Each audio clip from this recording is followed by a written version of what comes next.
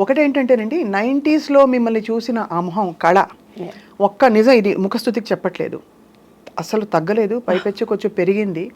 ఒక ఒక స్థిమితమైన ఒక ఎక్స్‌ప్రెషన్‌తో అంత అందంగా కనిపిస్తున్నారు. థ్యాంక్ యూ అమ్మా, thank you so much. So what is your beauty secret చెప్పండి దివ్యవాణి గారు. నిజం చెప్పనా? నిజం చెప్పండి. నేను ఎప్పుడు కలరింగ్స్ ఉన్నది లేనట్టు చెప్పను. నేను జెన్యూన్‌గా అడుగుతున్నాను ఇన్ఫాక్ట్. మా అమ్మగారు నేర్పించినటువంటి పద్ధతులు. నాకు ఇప్పటికీ నేను బ్యూటీ పార్లర్స్ వెళ్ళను, చాలా రేర్ అనమాట. అండ్ బయట ఫుడ్లు తినను. అండ్ ఇంట్లో కూడా ఇప్పుడు ఏవేవో అవి ఇవి అంటారు, ఏమీ ఉండదు. సింపుల్గా ఇంట్లో ఏది ఉందంటే అది, టైంకి ఏది దొరికితే అది. దేవుడు నాకు ఇది ఇచ్చాడు, థ్యాంక్ యూ. ఇది లేని వాళ్ళు కూడా ఎంతోమంది ఉన్నారు అని చెప్పని ఇక ఇప్పుడు 2 ప్రాజెక్ట్స్ మళ్ళీ చేయబోతున్నాను కాబట్టి ఇక మళ్ళీ మమ్మీ డైట్ను ఫాలో అవ్వాలన్నాను. ప్రజెంట్ అయితే ఏది దొరికితే అదే నాది. అంతేనా? సింపుల్. మిమ్మల్ని తెర మీద చూడడానికి అందరం ఆరాటపడుతున్నాం. ఎందుకంటే 90స్‌లో లాస్ట్ ఫిల్మ్ మీరు దాదాపు చాలా ఏళ్ళైంది మీరు చేసి. లేదండి, నేను అంటే నాకంటూ నా టాలెంట్కి తగ్గట్టు బ్రేక్ నాకు ఇంకా రాలేదు. అండ్ మహానటిలో చేశాను సావిత్రి మదర్గా, కానీ అసలు దివ్యవాణి క్యారెక్టర్ అది కాదు, అసలు కాదు. కేవలం అశ్విదత్ గారు మా కాల్ చేసి సావిత్రికి ఆ సిమ్టమ్స్ రౌండ్ ఫేస్ అది బాగుంటుంది, సావిత్రి మదర్ అంటే మీరే చేయాలన్న నాగి అశ్విన్ గారు అడిగారండి అని అంటే అక్కడ నేను సావిత్రి గారి మదరు అదొక్కటే చూశాను. సరే చేద్దామని చేశాను. దాని తర్వాత నేను సీరియల్స్ చేశాను మంచిగా. Serials of course yes. నా పేరు మీనాక్షి అవి చేశాను. తర్వాత ఏటీఎం చేశాను, వెబ్ సిరీస్. దాని తర్వాత పంచతంత్రం చేశాను. సో నాకు అనుకున్న విధంగా బ్రేక్ నా టాలెంట్కి తగినట్టు రాలేదు, సాటిస్ఫాక్షన్ లేదు. ఇప్పుడు మంచి ఫుల్ లెంగ్త్ క్యారెక్టర్స్ రాబోతున్నాయా మీవి? ఎలా అంటే ఫ్రాంక్గా ఏంటంటే అంటే రాబోతున్నాయి అనే దానికి తగిన నెట్వర్క్ నా దగ్గర లేదు. నవే డేస్ మాకంటే అప్పట్లో ఉమామహేశ్వరరావు గారు, మన రామారావు గారు, వీళ్ళు మనకి డేట్స్ చూసేవాళ్ళు. అవును, ఆ విధానం వేరు. నవే ట్రెండ్ ఏంటంటే కొంచెం మన పద్ధతులకి, నా అభిప్రాయాలకి, నా కట్టుబాట్లకి పొసిగే విధంగా లేదు ఇప్పుడు డేట్స్ చూసి. ఇప్పుడంతా ఏముందండి, ఒక టీం అంటే అప్పట్లో అంటే డైరెక్టర్ది, హీరోది, ప్రొడ్యూసర్ది ఉండేది. ఇప్పుడు ఏంటంటే ట్రెండ్ మారిపోయింది. సో ఈ నేటివిటీ తగ్గట్టుగా కరెక్ట్గా పర్సన్ నన్ను హైప్ చేయడానికి, నా డేట్స్ చూడటానికి కరెక్ట్ నాకు కుదరలేదు. సో నాకు నేను పోయి చెప్పుకోలేను. సో ఆ బ్రేక్ పడేయడానికి ముందుగానే మా ఓన్దే నేను మన బ్యానరే స్టార్ట్ చేయాలని ఐఎమ్ ప్రేయింగ్ గాడ్ అండి. May God fulfil all that this beautiful season ఇప్పుడు.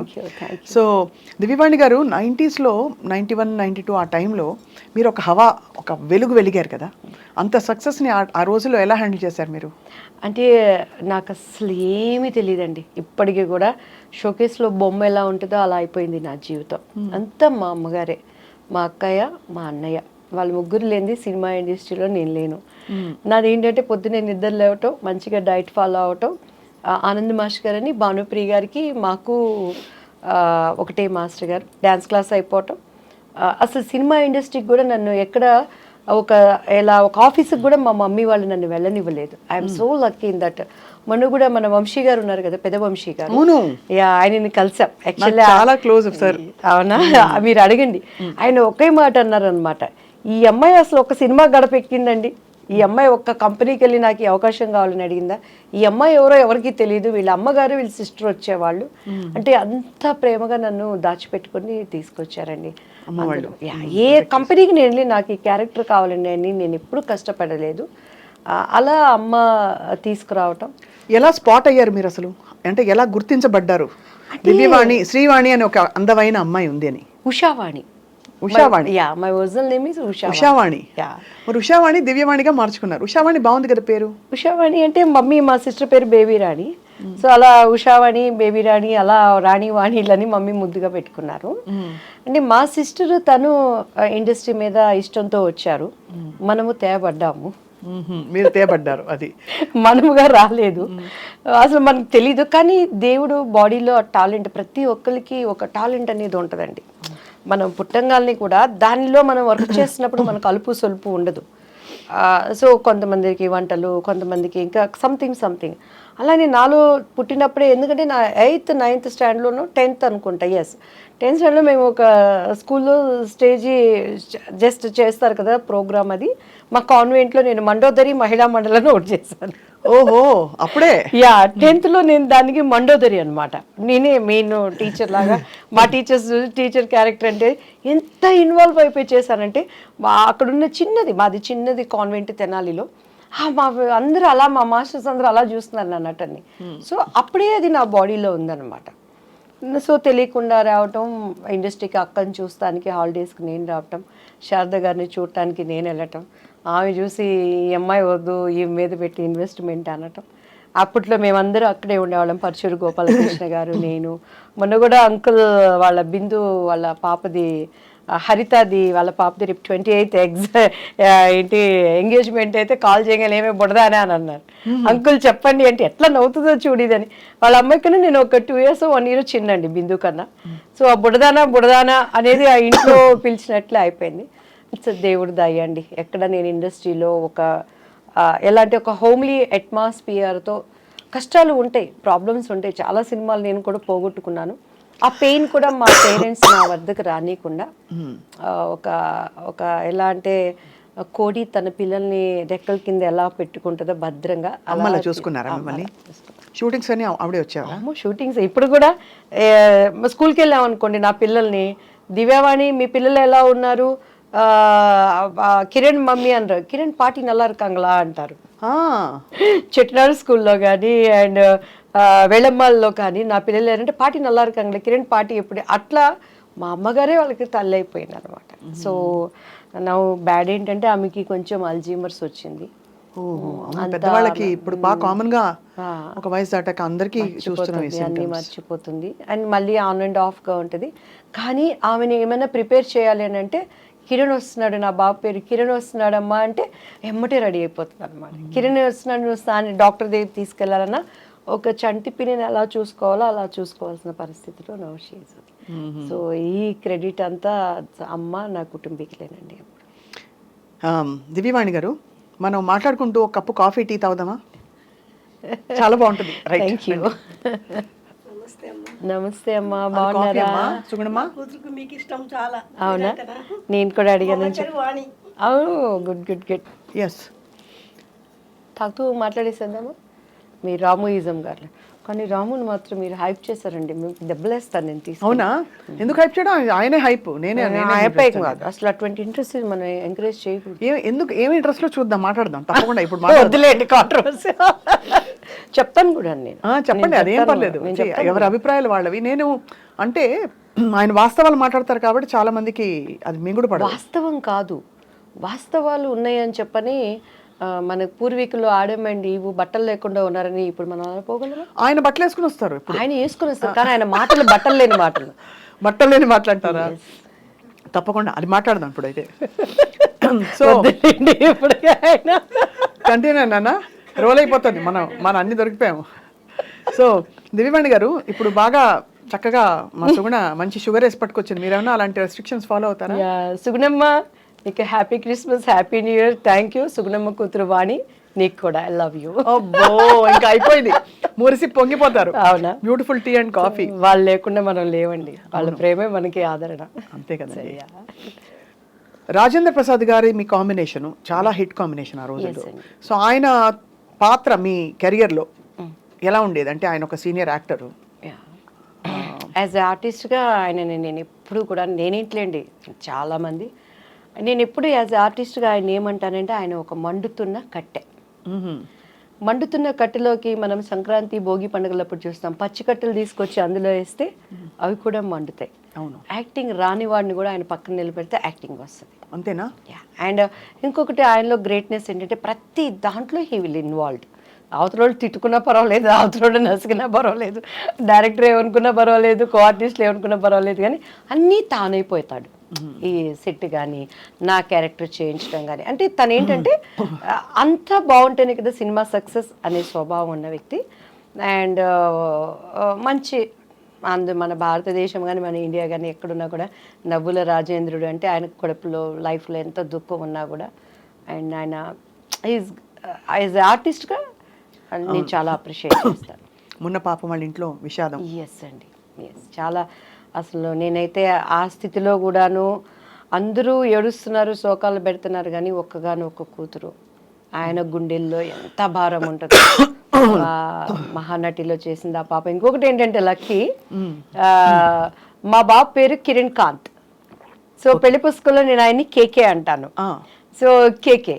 అలానే నన్ను అమ్ముకుటి ఆ మూవీలో, మా పాపని తెలియకుండా మేము అమ్ముకుటి అని పిలుస్తాము.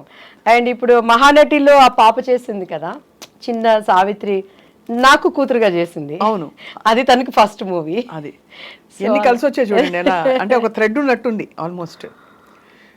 పెళ్లి పుస్తకం అవకాశం మీకు దివ్యవాణి గారు ఎలా వచ్చింది మీకు? అది ఇట్స్ అఫ్ కోర్స్ నాకు చాలా ఇష్టమైన సినిమా, బికాస్ మా సొంత ఫ్యామిలీ మెంబర్స్ తీసిన వెంకటరమణ గారు. ఇప్పటికీ స్వప్న గారు, చాలా మంది నాతో, నా ముందు ఆర్టిస్టులు, నా తర్వాత ఆర్టిస్టులు, నాతో ఆర్టిస్టులు మీరేం సినిమాలు చేశారంటే పేర్లు చెప్పుకోవాలి, తడుముకోవాలి. ఆ హీరోలతో ఎంతో స్ట్రగుల్ అయ్యి ఏమేమో పణంగా పెట్టి వాళ్ళు పెద్ద పెద్ద హీరోలతో చేశారు. కానీ దేవుడి దయ, బాపు రమణ గారు, దివ్యవాణి అంటే పెళ్లి పుస్తకం, పెళ్లి పుస్తకం అంటే దివ్యవాణి, ఆ తర్వాత రాజేంద్ర ప్రసాద్ గారు అంటారు. అవునవును, ఎందుకంటే నేను కొత్త అలా చేయటానికి. అండ్ అది అసలు నేనైతే సినిమా ఇండస్ట్రీలో అలసిపోయి, నేను సినిమా ఇండస్ట్రీకి సెట్గానేమో నిజంగా వెళ్ళిపోయి పెళ్లి చేసేసుకొని అంట్లు తోముకుంటాను, ఏదో ఒకటి చేసుకుంటా ఉండొచ్చు. మా బావ ఉండేవాడు, మా అత్తయ్య గారు అబ్బాయి, మా అత్తయ్య గారు అబ్బాయి నేను పెళ్లి చేసేసుకుంటాను, నన్ను పంపించేయండి అన్న టైంలో బాపు గారి దగ్గర నుంచి కాల్ వచ్చింది. ఇట్లా బాపు గారు చూస్తారంటే ఈయన కూడా అంతే, అందరూ డైరెక్టర్ లాగానే ఉంటారు, వేవేవో మాట్లాడతారు, నేను అలా ఉండను అంటాను. ఇంటికి వచ్చినాక మా అమ్మ ఇండైరెక్ట్గా తిడుతుంది, డైరెక్ట్గా తిడితే మళ్ళీ నన్ను భరించలేరు ఎవరు, ఇండైరెక్ట్గా తిడుతుంది.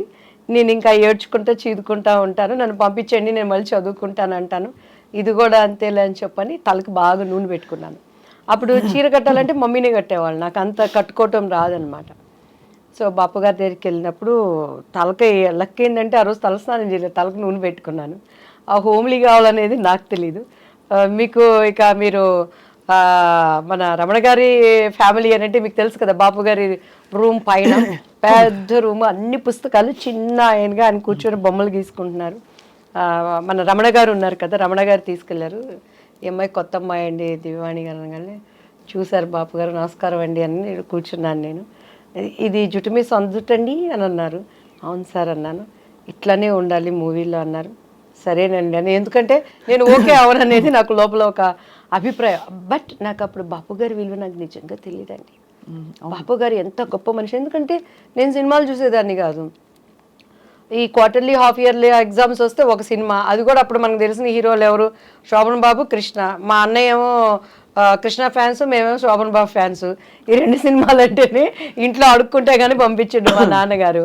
అట్లా నేను పెరిగిన దాన్ని, లోతుగా సినిమా ఏంటి, పరిజ్ఞానం ఏంటండి. ఇప్పుడు రాజేంద్ర ప్రసాద్ గారు వీళ్ళందరూ ఏం చెప్తారు, మేము ఏంటి డబ్బింగ్ 75 పైసలకు చెప్పాము, అన్నం లేకుండా ఉన్నాము, దీని మీద కసితో వచ్చాము, సూపర్ స్టార్ కృష్ణ గారు కానీ ఇప్పుడున్న మెగాస్టార్లు కానీ.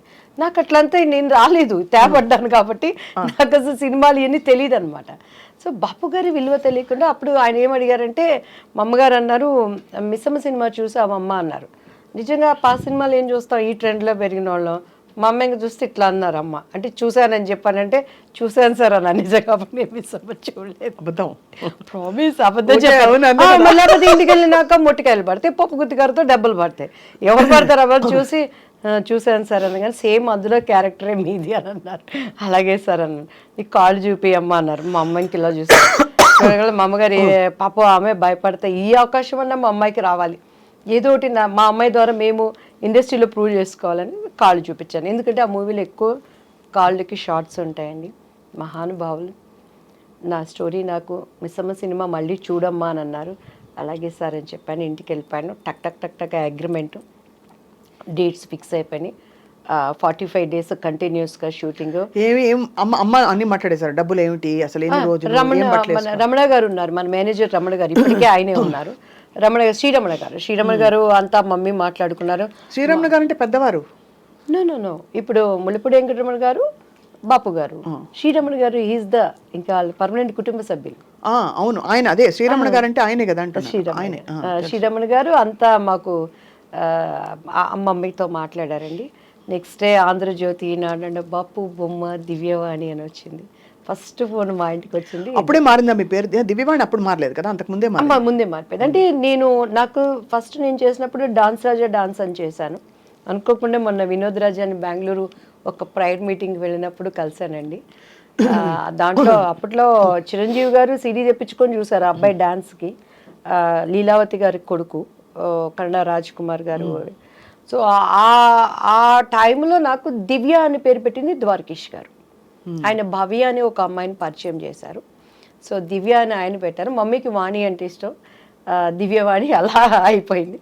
సో బాపు గారు ఇక దివ్యవాణి కానీ ఫస్ట్ మా ఇంటికి వచ్చిన కాలు దాసనారాయణరావు గారు.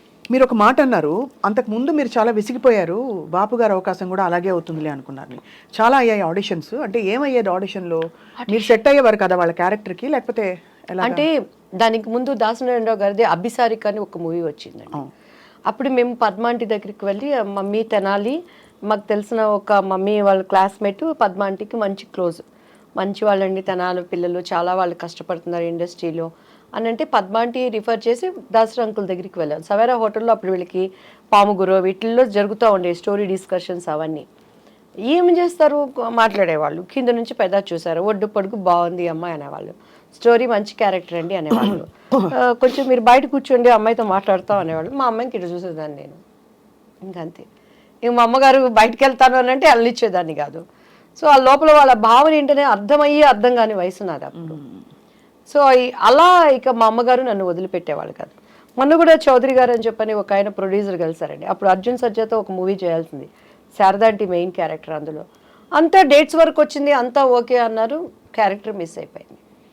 కాదు అంటే అంత ఓపెన్గా మిస్బిహేవ్ చేసేవారా? నా దగ్గర మిస్బిహేవ్ చేసి నా దగ్గర బతికి బట్ట కడతాడండి వాడు ఎవడైనా. అదే అందుకని అడుగుతున్నా. ఎందుకంటే ఇప్పుడు జీలో అప్పుడు ఉండేది. అదే మీరు బోల్డ్ గా కనిపిస్తున్నారు చాలా, బట్ ఎలా మీకు అర్థమైపోయేది వాళ్ళ మనసులో ఏమిటని?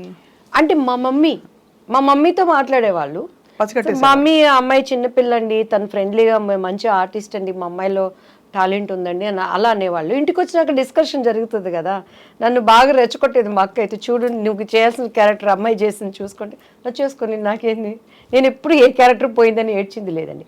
ఈవెన్ దో మిస్టర్ బెళ్ళానికి కూడా బాపు గారు, రమణన్ల గారు, రాజేంద్ర ప్రసాద్ గారికి ఇప్పుడు ఒక మనసు ఉంది, మరి ప్రతి ఒక్కరికి ఒక అంతరాత్మ అనేది ఉంటుంది. ఈవెన్ ఆమెనికి కూడాను వాళ్ళ గుండె మీద చేసుకుంటే మినిమం మ్యాక్సిమం ఎక్స్ట్రీమ్ ఈ క్యారెక్టర్ అమ్మాయి అయితే బాగుంటుందని చెప్పని ఎంత ప్రయత్నం చేశారు, ఎంత ప్రయత్నం చేశారు. నేను ఆయనకి సారీ కూడా చెప్పాను, రాజేంద్ర ప్రసాద్ నా భవిష్యత్తును గురించి జరిగిన విషయాలన్నీ ఆయనకి చెప్పాము, ఏం లేదు ప్రాబ్లం.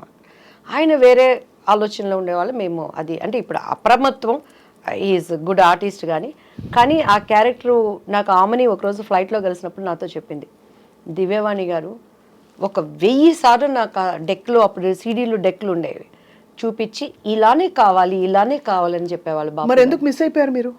చేయలేదు, ఒప్పుకోలేదు. రాజేంద్ర ప్రసాద్ గారు అండ్ ఆయన ప్రొడ్యూసర్ ఆయన చేత పార్థసారథి గారు సంథింగ్ ఏదో పేరు ఉంది. సో అలా. But film industry is very tough place కదా దివ్యవాణి గారు. టఫ్ ప్లేస్ లేనిది ఏదో చెప్పండి స్వప్న గారు. అలా కాదు, రిలేటివ్లీ నేను మీరు అనేది రైటే, అన్ని ప్లేసెస్ లో టఫ్ ప్లేసే. పనమ్మాయి మన ఇంటికి వచ్చి ఒక పనమ్మాయి పని చేస్తుంది.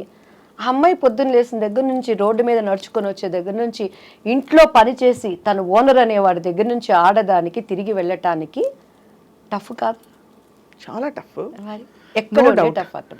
కానీ ఇక్కడ ఎంత మొహమాటంగా అందంగా ఉంటుందంటే మీరు చెప్తున్న సన్నివేశాలు ఆలోచిస్తే, ఇప్పుడు అమ్మగారు ఎంత అర్థం చేసుకుని మిమ్మల్ని తప్పించుకుని కాపాడుకుని జాగ్రత్తగా నెట్టుకొచ్చారు. మీరు చెప్పారు, అదే చెప్తున్నాను, అలా చేయలేని పరిస్థితులు చాలా మందిని చూసాను. నాకు ఆర్టిస్టుల్ని చెప్పడం ఎందుకులే గానీ అన్నల దగ్గర అంటే కొంతమందికి అది తప్పు అనిపించకపోవచ్చు, అది వాళ్ళ చాయిస్. నేను తప్పని నేను ఎప్పుడు అంటలేదు. నవేడేస్ ఇప్పుడు కూడా నేను అంటున్నాను, నవేడేస్ అవనేది ఫ్యాషన్ అయిపోయింది, కామన్ అయిపోయింది, అది ఎంజాయ్మెంట్ అయిపోయింది. నేను తప్పని ఇప్పటికీ నేను చెప్పట్లేదు, 2 చేతులు కలిస్తేనే చెప్పట్లు. చేతులు కలవనప్పుడు ఈ చేయి కాబట్టి, కాకపోతే మనం అనుకున్న విధంగా హైప్ అవ్వలేవు చెప్పని. దేవుడు అనేవాడు ఒకటి ఉంటాడు, న్యాయం అనేది ఒకటి ఉంటుంది. మన అంతరంలో ఒక ఆలోచన పుట్టక ముందే ఈ నోస్ వాట్ ఈజ్ మనం ఆలోచిస్తున్నాం అనేది, దానిని నిలబెట్టేవాడు ఆయన. సో అది నన్ను ఇంతవరకు నిలబెట్టింది. ఎంతమంది ఉన్న తెలుగు చరిత్ర ఉన్నంత వరకు నా శత్రువు అయినా నా మిత్రువు అయినా ఆ పని అనేది ఉండాల్సిందే. నన్ను అంగీకరించేవాళ్ళైనా అంగీకరించిన వాళ్ళైనా ఆ పాట అనేది దేవుడు అలా దానిని జతపరిచాడు అనుకుంటానండి. అండ్ ఎస్పెషల్లీ బాపు రమణల గారు అసలు ఇండస్ట్రీకి వాళ్ళు విరుద్ధమైన వ్యక్తులు, అంటే వాళ్ళ మనస్తత్వాలు అంత స్వచ్ఛంగా ఉంటాయని. స్వచ్ఛమైన మనుషులు. నాకు జరిగిన అన్యాయానికే మళ్ళీ పాపం వాళ్ళు పెళ్లి కొడుకు మూవీ తీసి అందులో నాకు తెలిసి లాస్ వచ్చింది. అదే అప్పుడు బంగారు పిచ్చి కానీ విజయ నిర్మల్ గారు చేసిందనమాట. సో నరేష్ గారు నేను చేశాము. అది అక్కడేమో చంద్రమోహన్ గారు విజయ నిర్మల్ గారు చేశారు. సో సేమ్ స్టోరీ ప్రజలకు అంతా ఎక్కక అది అనుకున్న విధంగా ఆడలేకపోయింది. బట్ నాకు మంచి పేరు వచ్చింది. దానికోసము వెంకటరమణ గారు తన పక్కనున్న సైటుకి అప్పుడు ఫైనాన్షియల్ దీనికి బాపు గారు ఇచ్చేశారు. అంత స్నేహబంధం వాళ్ళకి. వాళ్ళు అసలు చూస్తే రిలేషన్స్ అనుకుంటాం కానీ స్నేహితులు అనేది చాలా రోజుల వరకు నాకే తెలియదండి. సో అన్నీ ఉన్న విస్తరాకు అణిగి మణిగి ఉంటుంది అనడానికి. అవును, ఇండస్ట్రీలో ఉండే పద్ధతులకి విరోధమైన వాళ్ళు అండ్ నాకు మనసున్న మనుషులు. నేను బాపు గారితో న్యూ ఇయర్ టైంలో ఆటలు కూడా ఆడాను ఆయనతో. మొన్న కూడా రోజా ఒకసారి దుబాయ్లో బాపు గారికి లైఫ్ టైమ్ అచీవ్మెంట్ అవార్డు ఇస్తున్నప్పుడు చెప్పింది, ఒక ఆడది అందగత్తె అంటే ఎన్ని అవార్డ్స్ రివార్డ్స్ వచ్చినా బాపు బొమ్మ అనేది అది ఒక క్రెడిట్. అది దివ్యవాణి కొట్టేసింది. నాకు చాలా జెల్సీగా ఉండేది. ఫుల్ లెంగ్త్ నేను క్యారెక్టర్ ఆయన దగ్గర నేను చేయలేకపోయాను. అఫ్కోర్స్ ఆ తర్వాత నేను అదేంటి ఒక మూవీ చెప్పిందండి ఎన్టీఆర్ గారిది ఏదో, దాంట్లో నేను ఒక సాంగ్ చేశాను నేను అని చెప్పాను. అని అంటే ఆడవాళ్ళంటే అందరూ అందమే, అందరూ బాపు బొమ్మలే.